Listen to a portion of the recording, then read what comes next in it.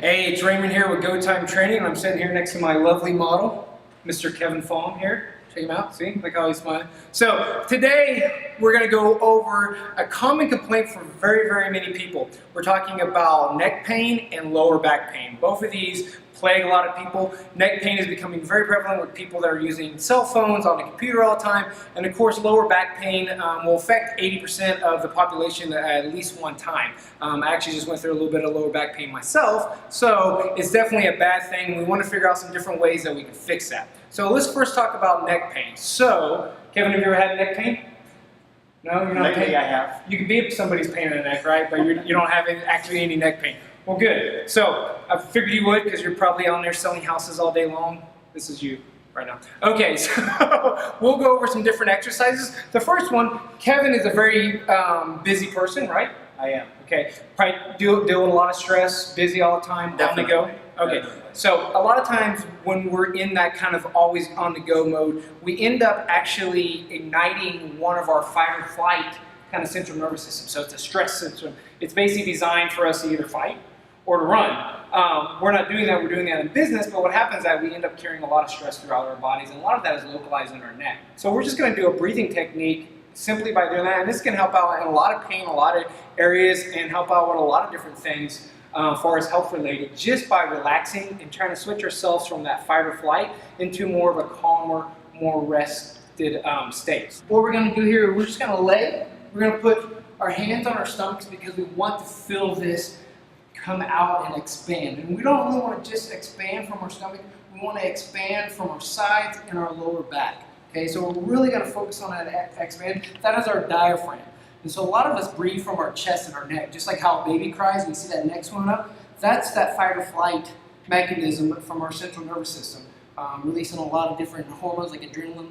So we want to relax, we want to calm ourselves. So we're going to focus on taking very big deep breaths, 3 to 4 second counts in through our nose, and then breathing out through our mouth. Another 3 or 4 second exhale, and blowing out like you're blowing up a balloon. Nice. And as you're blowing up, you're going to feel all that pressure kind of push down to your lower back into the mat. So you're going to breathe and expand your stomach as much as you can.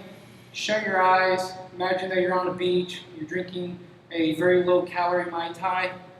The ocean, birds are flying by.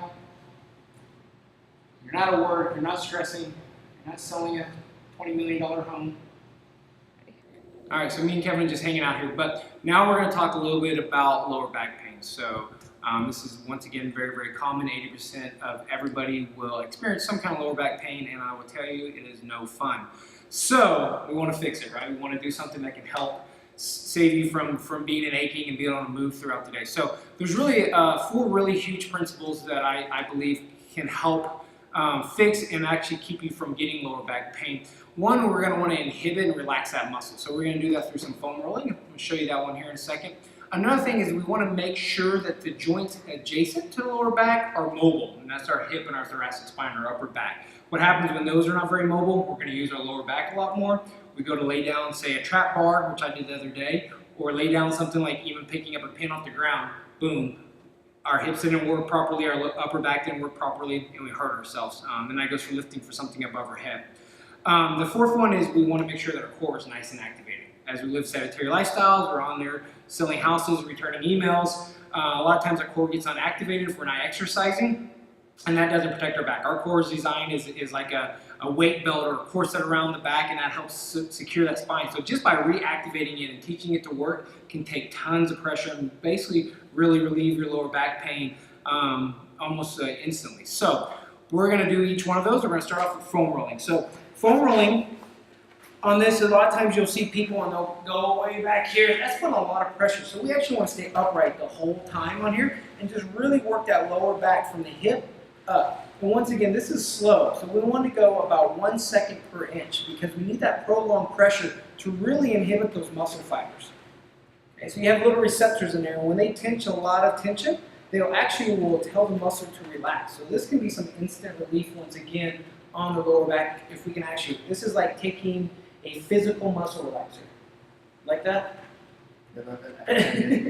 Yeah. And of course you can go to your upper back, but if you do, keep that here. You don't want to overarch that back. Yeah. So once again, we're going to do this about 20 or 30 strides back and forth, doing for about 1 second per inch, breathing in through our nose, out through our mouth. If we find some areas of some tension that refer a little bit of pain, we might hold that a little bit more, and we should be good.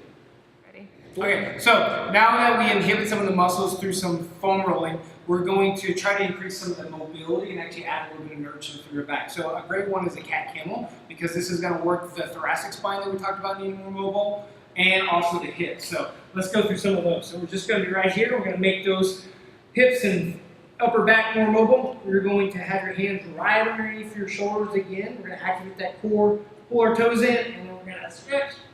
They call this mad cat. And then I'm not going to tell you what this one's called. It's a cat on the prowl. So really rotate. When you're pushing here, you're going to breathe out. We're really trying to arch that back and pull those hips in toward your belly button. And then you're really going to rotate that. Again, kind of squeeze those shoulder blades together. This is a great one for working on hip mobility. And also, if you have a little lower back pain, this can help relieve some of that. Get a nice stretch through there.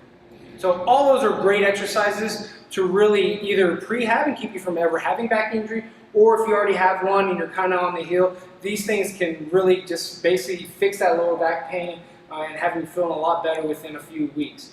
Obviously then, some of your basic stuff, rest, ice, press, and elevator. Once you get past those, great exercise, great stretching, great things to do.